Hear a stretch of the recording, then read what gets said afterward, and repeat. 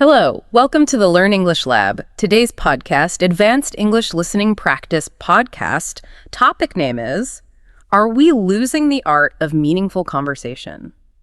That title, I think, really hits home for a lot of us, right? I mean, we're in this world of constant pings, texts, social media. Nonstop. Exactly. We're technically communicating more than ever before, probably. But that real deep connection, the kind of chat that leaves you feeling, I don't know, really seen? Understood. Yeah. That seems rarer, like it's fading away somehow. It does feel that way for many people. So that's what we want to tackle in this deep dive. We're going to look into whether this feeling is, actually backed up by evidence. What are the causes? Especially technology, right? That's got to be a big part of it. Oh, absolutely. It plays a huge role. And most important, we want to give you some real practical tools you can actually use to, bring back that deeper connection. Because it's not just nice to have, is it? For anyone learning English, like many of you listening, this is crucial. It's where you really build that advanced fluency, that confidence. That's spot on. Think of it as fluency gold, really. Yeah. So, our approach today will be like a good conversation itself. We'll start with where things stand now. What's the evidence for this decline? Okay. Then we'll dig into the why, the causes, the impact, especially technology is a tricky role. Yeah. And then the main event, really. Practical steps. How do we actually do this? Moving from knowing to doing. I like it. Exactly. We want to show that fostering genuine connection is definitely something you can learn and practice. Okay, let's dive into part one then, the current landscape. This idea that conversations are getting shallower. Is that just us feeling grumpy, or is there something measurable going on? Like, are attention spans actually shrinking? It's definitely more than just a feeling. There's a pretty strong consensus out there among researchers, cultural observers, that interactions are becoming shallower. There's a real shift away from, let's say, depth and authenticity towards, speed, brevity, maybe even performance. Performance? How do you mean? Like getting your point across quickly, looking smart, rather than truly understanding. And the behavioral evidence from recent research is, honestly, a bit concerning. Such as? Well, communication trainers see it firsthand. They report that sustained concentration, just focusing on a conversation without getting distracted for, say, 10 or 15 minutes, that's becoming really difficult for a lot of people. Wow, 10 minutes. Yeah. And if you can't maintain focus, you just can't get to any real depth, can you? It's fundamental. Makes sense. So what specific behaviors are popping up that show this decline? What are these habits replacing real dialogue? Okay, one big one is something we could call performative point scoring. Performative point scoring. Okay. Yeah, think of it less like a conversation, more like a debate club, or maybe even a verbal boxing match. Right, trying to win. Exactly. The goal isn't mutual understanding anymore. It's about winning the point, delivering that killer line, that hot take, maybe showing off how clever you are with some pre-planned zinger. I think I know what you mean. And, digital platforms kind of reward this, don't they? Yeah. Short, punchy, high-impact statements get the likes, the shares. So we're almost being trained to value being loud or sounding right over being, thoughtful or open. Can you give an example? Like, what does that look like in a real conversation? Sure. Imagine you're sharing something personal, maybe a struggle you had at work. Before you even finish your thought, the other person jumps in with, I would have handled that completely differently. You should have done X, Y, Z. Ouch. Yeah. They're not engaging with your experience or your feelings. They're just using your vulnerability as a springboard to show how much better they would have done. It's about them, not the connection. Yeah, that completely shuts things down. And related to that, I've heard about this thing called blanking. What's that?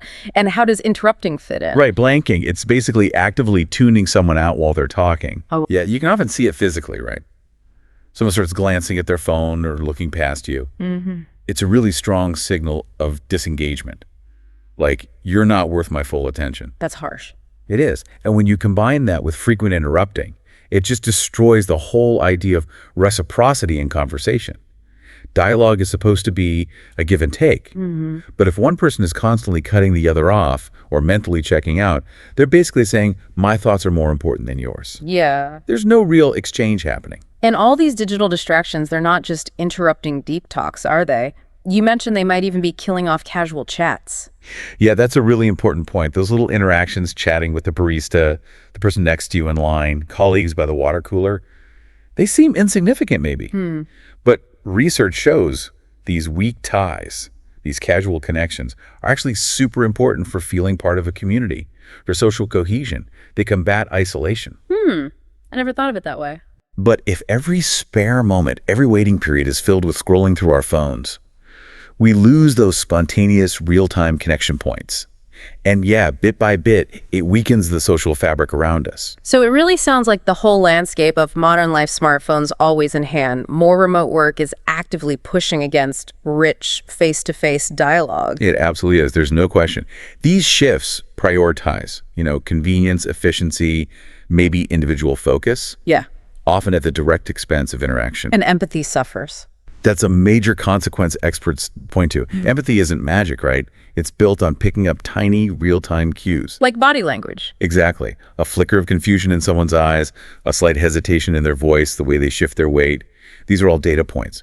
When we reduce face-to-face time or replace it with text, we're starting ourselves of the very information we need to build and practice empathy. We literally become less skilled at reading people. And what about nuance? It feels like online especially, people go from 0 to 60. Straightforwardness becomes harshness. Yes, that is such a critical point, and it ties directly back to losing nonverbal cues and context. When all you have are the words on a screen, that direct comment, which might sound perfectly fine in person, can suddenly feel really aggressive or cold. Totally. I've misread emails like that so many times. We all have. And it feeds into this other phenomenon, this kind of constant broadcasting. Everyone's focused on crafting their message, their perfect little broadcast to the world. Like a personal PR department? Sort of, yeah. But if everyone's just broadcasting, who's actually listening? There's no room left for that messy back and forth process of really hearing someone and maybe adjusting your own view. So respectful disagreement becomes almost impossible. It gets really hard. Because if I see the conversation as just a stage for my ideas, why would I genuinely try to understand yours, especially if it challenges mine? It becomes about defending my turf, not exploring common ground. Confrontation replaces debate. You also touched on a kind of social fatigue earlier, that feeling that engaging properly just takes too much energy sometimes. Yes, and it's a bit of a vicious cycle, isn't it? How so? Well, deep conversation does require energy. It requires focus, presence, vulnerability. But we're already often mentally drained from juggling work, life, the constant flood of information online. Right, cognitive overload. Precisely. Yeah. So the idea of launching into a potentially demanding, meaningful conversation can feel daunting. It acts as a deterrent.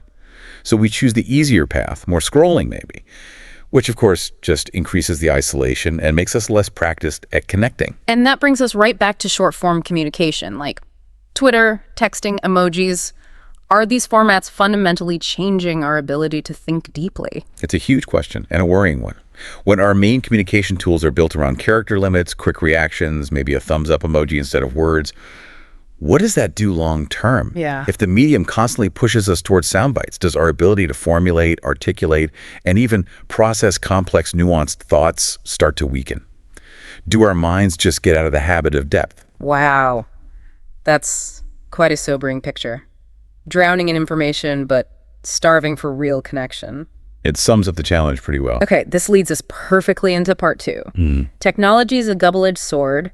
It connects us globally, instantly, but it also seems to be undermining intimacy right in front of us. It really is the great paradox of our time. Technology is brilliant at information transfer, at efficiency. For sure. But genuine human connection, it's often messy, it takes time, it's not always efficient, it needs that friction, sometimes even redundancy, to work. So let's break down how tech gets in the way. You mentioned the loss of nonverbal cues first. Right. When we rely heavily on written communication, emails, Slack, text, whatever, we immediately lose a massive chunk of the message. The tone, the feeling behind it. Exactly. Tone of voice, inflection, facial expression, even the timing of a response. All gone. So a simple question might sound demanding. A joke might fall completely flat or sound sarcastic. Leading to misunderstandings. Constantly. And then you waste time and emotional energy trying to clarify intentions that would have been perfectly obvious if you were speaking face-to-face or even on a video call. It creates needless friction. And even when we are physically together, the phone itself is like a third person in the room. Yeah. A very distracting one. It's a huge psychological barrier. Yeah. Just having it visible, even if you don't pick it up, signals that your attention is potentially divided. And if you do glance at it, even for a second, You break eye contact. You signal this notification might be more important than you. You momentarily stop actively listening. And that chips away at our listening skills over time. Definitely. Deep listening isn't just hearing words, it's processing, understanding context, validating feelings. Constant phone use actively prevents us from practicing and strengthening those crucial skills. What about the long-term impact, especially on younger generations growing up immersed in this? You mentioned skill erosion. The consequences there could be really significant, particularly around reading social cues. If your primary way of interacting is through screens, text, games, curated social media profiles, you're simply not getting the thousands of hours of real-time practice needed to become fluent in complex human interaction. Like reading micro-expressions. Exactly. Or understanding the meaning behind a pause, or sensing nervousness in someone's posture, or knowing how to navigate a slight disagreement gracefully. These are vital soft skills for relationships, for work, for everything. And they're learned through practice. And technology might even be changing language itself. There's evidence suggesting that too. Social media tends to reward abbreviations, emojis, simpler sentence structures, speed and punchiness over grammatical precision or descriptive richness. So language gets simplified. Potentially, yeah. We might be moving towards a vocabulary that's better suited for quick reactions than for expressing complex thoughts or subtle emotions. And now we have personalized AI joining the mix. What's the risk there if AI starts handling our replies? That's a really profound question about the future of communication. On one hand, AI can generate efficient, grammatically perfect responses, Sounds good. maybe for some tasks, but it lacks the humanness, the nuance, the vulnerability, the occasional awkwardness that makes communication real. Can you give an example? Sure. A human might say, wow, that's a really tough question. Honestly, I'm struggling to get my head around it. It shows vulnerability, invites collaboration. Right. An optimized AI might respond, query complexity acknowledged, processing alternative solution pathways. It's efficient, yes, but it's sterile. Very. It lacks that shared human experience. The risk is we start to lose that authentic voice, even in ourselves. So even tools designed to help connection, like video calls, can fall short. They often feel very transactional. They absolutely can. Yeah. Video calls are great because they bring back visual cues, which is a big step up from text. Definitely. But often, the way we use them, especially for work, is all about efficiency. Quick updates, clear agendas, stick to the point, wrap it up fast. Get it done. Get it done.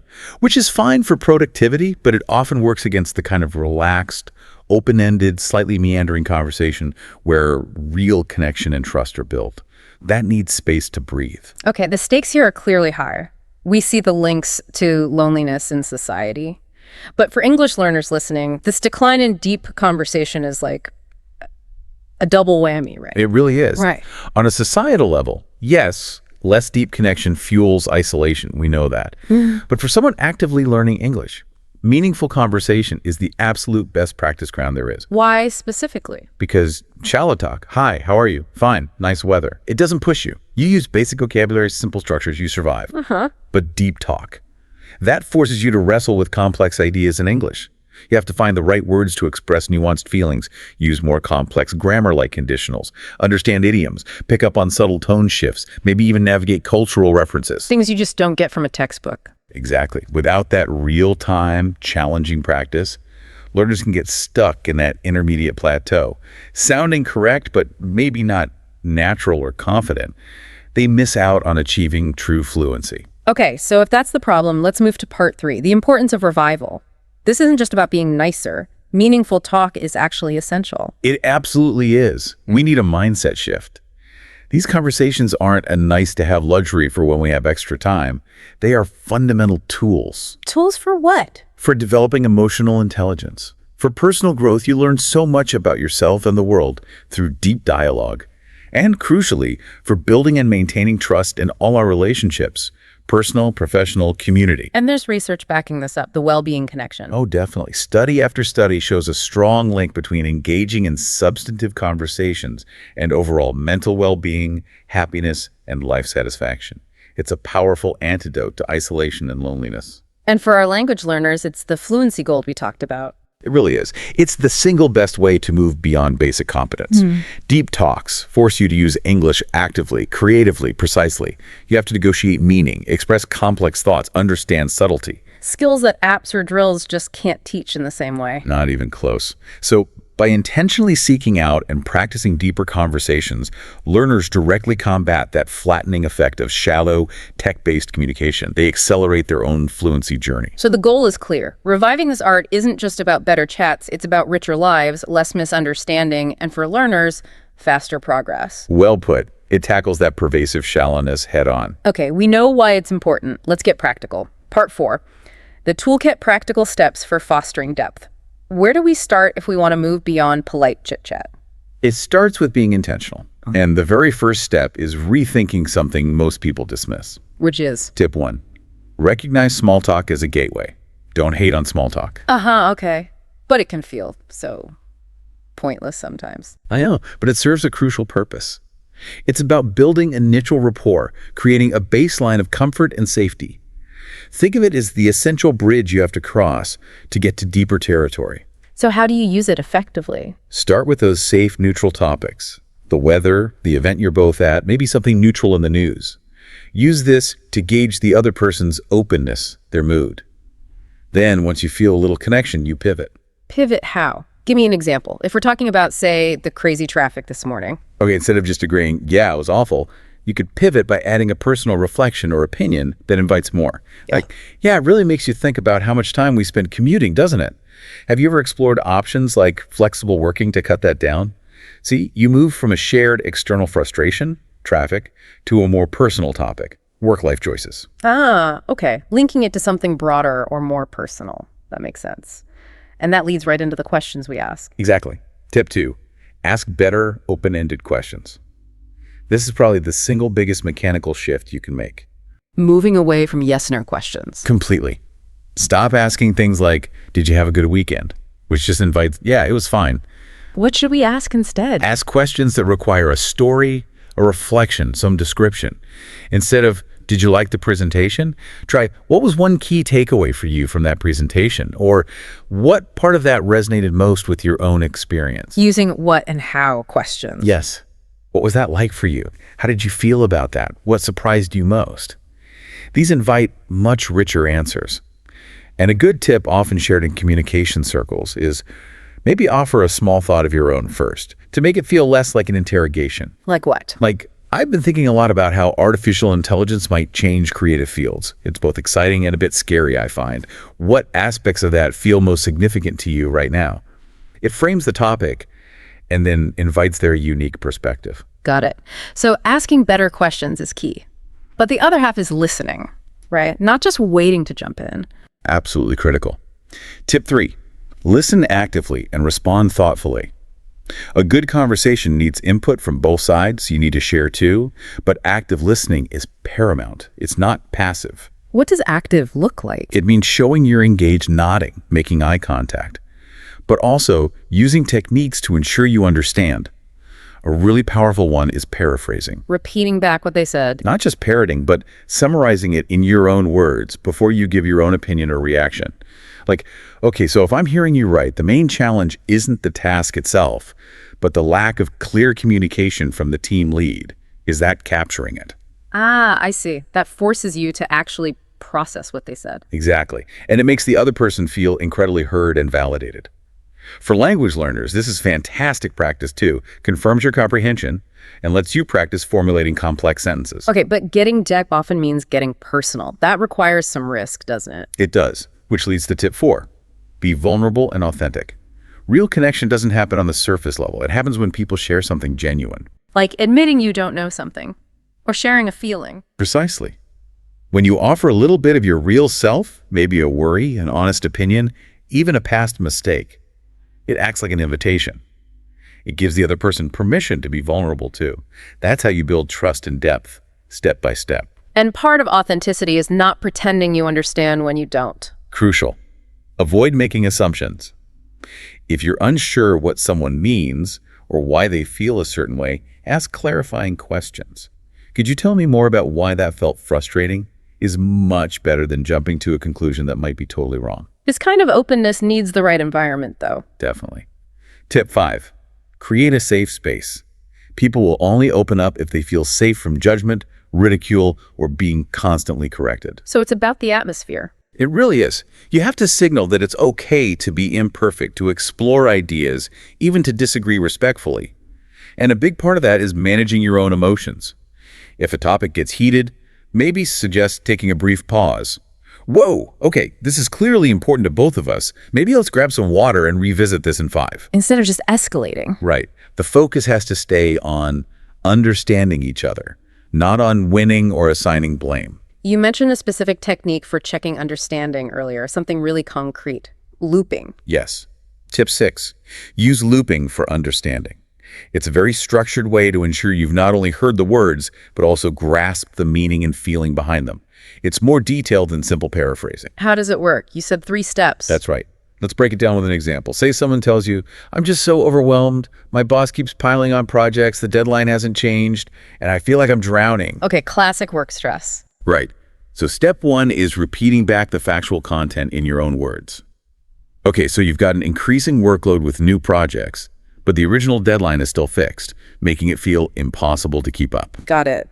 Step 1, facts. Step 2 is checking the underlying feeling or intention. And it sounds like that's making you feel not just stressed, but maybe also a bit unseen or unsupported, like your situation isn't being recognized. Getting to the emotion behind it. Exactly. Step 3 is the crucial check-in. Oh, got that right? Is that a fair summary of how you're feeling and what's happening? And then they can correct you or confirm. Precisely.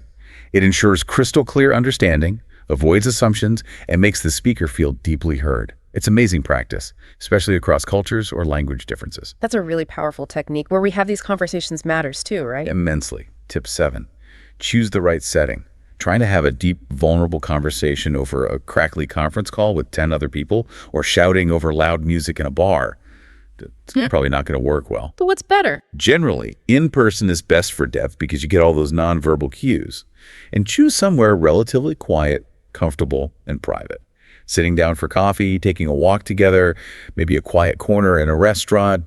Settings that feel warm and allow for focus. Makes sense. And finally, Tip 8. Find like-minded people. While we should practice these skills with everyone, it's also true that some people are just naturally more inclined towards or comfortable with deeper conversation than others. so seek out connections with those people. Yeah. Make an effort to cultivate relationships with individuals who seem to value genuine exchange. And with those people, be willing to practice appropriate self-disclosure yourself. It's a two-way street. You build depth together. That's a fantastic toolkit, really practical steps. Now, for part 5, quick hacks and real-world application. What are some super fast things listeners, especially learners, can use, like today, to make conversations a bit deeper more easily? Okay, quick wins. We need things that provide a bit of structure or lower the barrier to entry. Like cheat sheets for conversation. Sort of. First up, the F-Word method. Heard of this? Vaguely. Remind me. It stands for family, occupation, recreation, dreams. It's a simple framework for asking slightly more personal, but still generally safe questions. How does it work? You can gently probe these areas. Instead of just, what do you do, occupation, you could ask, what's the most rewarding part of your job? Or, what are you passionate about outside of work, recreation, dreams? If one area feels sensitive, you just pivot to another. It gives you 4 solid pathways to uncovering what matters to someone. Nice. Okay, what else? Something nonverbal. Mirroring. This is subtle, but can be effective. Copying them. Gently, yes. Subtly mirroring someone's posture. If they lean in, you might lean in slightly too. Matching their general pace of speech. It's mostly subconscious, but it builds rapport. It signals we're alike, which makes people feel more comfortable. Don't overdo it, though, or it looks weird. Noted. We talked about phones being conversation killers. The quick hack there is obvious. Obvious, but crucial. Implement no phone rules for specific times. If you're having coffee, lunch, a dedicated chat phone's away, off the table, ideally out of sight. Put it on silent at least. Absolutely. It's a powerful nonverbal signal. You have my full attention. This conversation matters more than potential notifications. It shows respect. Good one. What about for people who freeze up, worried they'll run out of things to say, especially in English? Preparation. It sounds simple, but have a couple of thoughtful, open-ended go-to questions mentally prepared. Like what? Things like, what's something you've learned recently that surprised you? Or what's been inspiring you lately? Or even, what challenge are you most proud of overcoming? They're universal enough, but invite more than a one-word answer. Takes the pressure off improvising everything. Okay, and you mentioned silence earlier, using Yeah. strategically. Yes, active silence. Don't be afraid of pauses, especially after you've asked a good, deep question. Resist the urge to immediately fill the silence yourself. It gives the other person space to think, to formulate a proper response, especially if they're translating thoughts in their head. It signals you value their considered answer, not just a quick reply. It can actually encourage them to share more. Interesting. Okay, last quick hack. The conversation's over. It went well. Now what? Post-conversation engagement. A quick follow-up later can really cement the connection. A simple text or email, Saying what? something specific and genuine. Hey, really enjoyed our chat earlier. Been thinking about what you said regarding specific topic.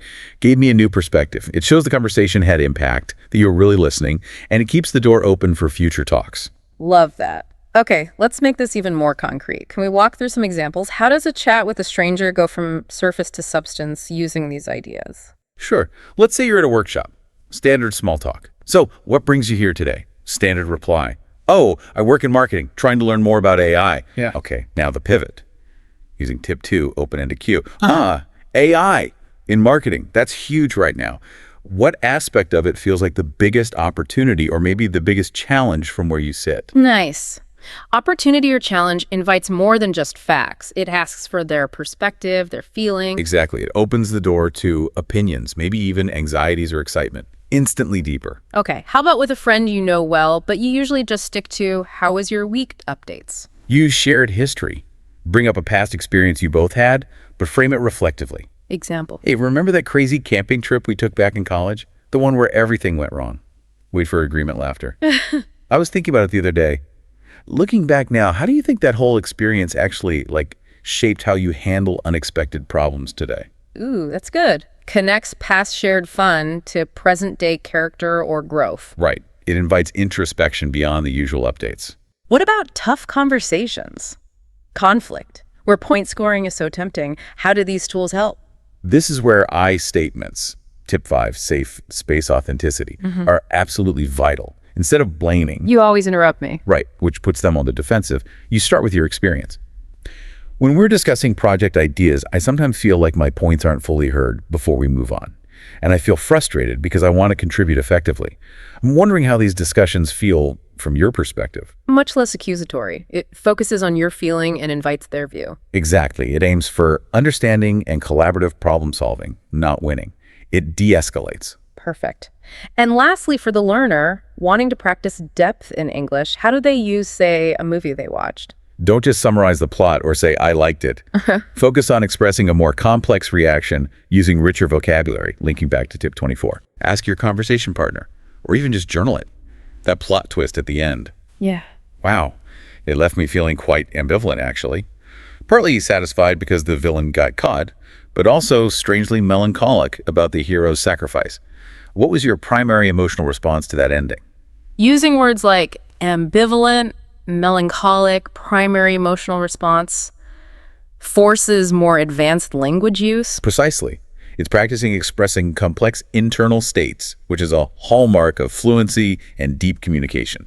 This is so helpful. It really shows that putting in this effort isn't just theoretical, it leads somewhere. Which brings us to part 6, the transformative power of dialogue. What are some real-world examples of how one meaningful conversation actually changed things? The impact can be truly profound, sometimes from just a single conversation. We hear these stories all the time. Personal breakthroughs are common. Like what? Think of someone feeling stuck, maybe in a job or relationship they've outgrown, but they're afraid to change. Yeah, inertia is powerful. Very. But then they have one really honest, vulnerable conversation with a friend or maybe a mentor. They actually articulate their fears, their desires, and the other person truly listens, asks those deep questions. The kind we just talked about. Exactly. And that process, just being heard, having your feelings validated, being gently challenged, maybe it can unlock something. It can give someone the clarity or the courage to make a major life change they wouldn't have otherwise, moving from feeling powerless to taking purposeful action. Wow, just from one talk. It happens. We also hear about podcast guests, for example, who share something deeply personal and vulnerable, and the listener feedback shows it triggered huge realizations or breakthroughs for people listening. That shared vulnerability resonates. And what about beyond the personal? Can this scale up to communities or resolving conflicts? Absolutely. Meaningful dialogue is the bedrock of conflict resolution. There are many examples of communities using structured dialogue processes, often based on the very principles we discussed. Active listening, respect, openness, ensuring everyone feels heard to bridge deep divides. It takes structure and commitment, though. It does. It often involves trained facilitators and clear ground rules. But when done well, it can heal long-standing conflicts by moving beyond positions, I want X, to underlying interests and needs.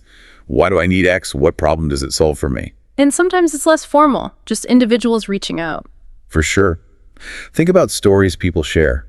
Maybe a teacher writes an encouraging letter that sparks a whole new career path for a former student. Or two family members finally sit down, really listen to each other without interrupting, and manage to mend a painful rift that's lasted years. It's about breaking patterns of poor communication. It's amazing that just making space for vulnerability and real listening can be so powerful. It truly is. It's fundamental. People often find immense value in therapy or coaching for this exact reason. It provides a dedicated space for structured, deep dialogue where they feel safe enough to be truly open. And mentors too.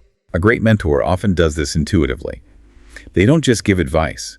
They listen deeply, ask probing questions, and help you reframe challenges.